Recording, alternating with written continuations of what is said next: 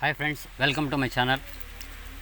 ನೋಡಿ, ಇದು ಮಿಕ್ಸಿಗೆ ಕಪ್ಲರ್ನ ಯಾವ ರೀತಿ ಬದಲಾಯಿಸೋದು ಅಂತ ನಾನು ನಿಮಗೆ ಇವತ್ತು ತೋರಿಸ್ತಾ ಇದ್ದೀನಿ ಈಸಿಯಾಗಿ. ತುಂಬ ಜನಕ್ಕೆ ಕಪ್ಲರ್ ಹೋದಾಗ ಯಾವ ರೀತಿ ಹಾಕ್ಕೋಬೇಕು ಅಂತ ಗೊತ್ತಾಗಲ್ಲ. ಹಾಗಾಗಿ ನಿಮಗೆ ಮನೆಯಲ್ಲೇ ಈಸಿಯಾಗಿ ಬದಲಾಯಿಸ್ಕೋಬೋದು. ಇದನ್ನು ನಾನು ನಿಮಗೆ ತೋರಿಸ್ತಾ ಇದ್ದೀನಿ.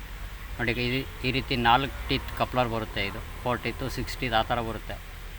ಇದು 4 ಟೀತ್ ಕಪ್ಲರು. ನೋಡಿ, ಈ ಥರ ಶೇಪ್ ಬರುತ್ತೆ. ಕಟಿಂಗ್ ಈ ಥರ ಇರುತ್ತೆ. ಆ ಕಟಿಂಗ್ ನೋಡಿ ಅದೇ ಥರ ಸೇಮ್ ನಾವು ಕೂರಿಸ್ಬೇಕಾಗುತ್ತೆ.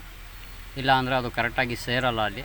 ಸೊ ಯಾವ ರೀತಿ ಈಸಿಯಾಗಿ ನಾವು ಬದಲಾಯಿಸ್ಬೋದು ಕಪ್ಲರ್ನ ಮನೆಯಲ್ಲೇ ಅನ್ನೋದನ್ನ ನಾನು ನಿಮಗೆ ತೋರಿಸ್ತಾ ಇದ್ದೀನಿ. ನೋಡಿ, ಇದು ಹೊಸ ಕಪ್ಲರ್ ಹಾಕ್ತಾಯಿದ್ದೀನಿ. ಹಳೆ ಕಪ್ಲರ್ ಏನಾಗಿದೆ ಅಂತ ನಾನು ನಿಮಗೆ ಯಾವ ರೀತಿ ಓಪನ್ ಮಾಡೋದನ್ನು ತೋರಿಸ್ತೀನಿ. ನೋಡಿ, ಒಂದು ಸ್ಕ್ರೂ ಡ್ರೈವರ್ನ ಸಹಾಯದಿಂದ ಈಸಿಯಾಗಿ ಈ ಥರ ಮೆಲ್ಲಿಗೆ ಲಿಫ್ಟ್ ಮಾಡಿದ್ರೆ ನೋಡಿ ಆ ಥರ ಈಸಿಯಾಗಿ ಬಂದುಬಿಡುತ್ತೆ, ಏನು ತೊಂದರೆ ಇಲ್ಲ.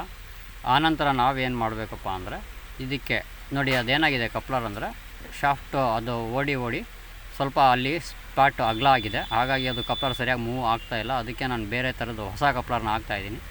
ನೋಡಿ, ಇದು ಕಟಿಂಗ್ಸ್ ಯಾವ ರೀತಿ ನೀಟಾಗಿದೆ. ಹಳೆ ಕಪ್ಲರ್ ತುಂಬ ಅಗಲವಾಗಿದೆ, ಹಾಗಾಗಿ ರನ್ ಆಗ್ತಾಯಿಲ್ಲ. ಈ ಸಂದರ್ಭದಲ್ಲಿ ನಾವೇನು ಮಾಡಬೇಕು ಅಂದರೆ, ನೋಡಿ ಅದು ಶಾಫ್ಟು ಅಗಲ ಆಗಿದೆ ಅಲ್ಲಿ ಹೋಲು, ಹಾಗಾಗಿ ಅದು ಕಪ್ಲರ್ ಸರಿಯಾಗಿ ಮೂವ್ ಆಗ್ತಾಯಿಲ್ಲ. ಇದು ನಾವೇನು ಮಾಡಬೇಕಪ್ಪ ಅಂದರೆ, ಇದಕ್ಕೆ ಸ್ವಲ್ಪ ಒಂದು 2-3 ತೊಟ್ಟು ಆಯಿಲ್ ಹಾಕಬೇಕು. ಈ ಥರ ಬಿಸಿದಾಗ ಅಕಸ್ಮಾತ್ ಬುಷ್ ಟೈಟ್ ಆಗಿದ್ದರೆ ಫ್ರೀ ಆಗಲಿ ಅಂತ ಸಿಂಪಲ್ಲಾಗಿ ಒಂದು 2-3 ತೊಟ್ಟನಷ್ಟು ಮಾತ್ರ ಆಯಲ್ ಹಾಕಿ, ಆನಂತರ ನಾವು ಹೊಸ ಕಪ್ಲರು ಯಾವ ಶೇಪಲ್ಲಿದೆ ಆ ಶಾಫ್ಟ್ನ ಶೇಪ್ ನೋಡಿ ಯಾವ ಥರ ಇದೆ, ಕಟಿಂಗ್ಸ್ ಆ ಥರ ನೋಡಿ ಪ್ರೆಸ್ ನೋಡಿ ಈ ಥರ ಬರುತ್ತೆ.